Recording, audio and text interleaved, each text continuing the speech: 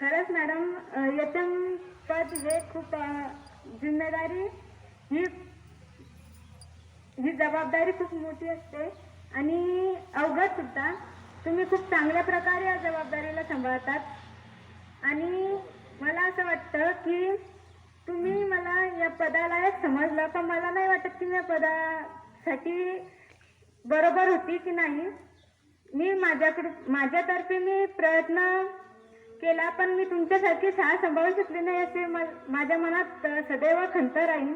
आणि इथे बनलेल्या सर्व शिक्षक, जे काल शिक्षका बनल्या होत्या, त्यांच्या मनामध्येही हा खंत राहील की मी या शिक्षकांचा विषय शिकवला, पण मी त्या शिक्षकांसारखे शिकू शकले नाही.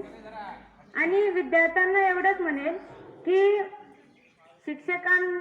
शिक्षकांनी सांगितलेल्या शिस्तीचं पालन करा, शिक्षकांनी सांगितलेले कामं ऐका आणि सर्वात महत्त्वाचं म्हणजे वाईट गोष्टीकडे लक्ष न देता शिक्षणाकडे लक्ष द्या. तेव्हाच हा शिक्षक दिन साजरा झाला असं सर्व शिक्षकांना वाटेल. आणि जसा कुंभार मातीला आकार देऊन मटकी तयार करतो, तसेच हे शिक्षक आपल्याला शिक्षणाच्या मार्गाने नेऊन आपल्या ध्येयापर्यंत पोहोचवतात. आणि शेवट शिक्षकांसाठी एवढंच म्हणेन, जिंदगी गिरवी रख कर दी, जिंदगी गिरवी रख कर दी, ना चुका पाएंगे हम जिसका कर्जा. जिंदगी गिरवी रख कर दी, ना चुका पाएंगे हम जिसका कर्जा.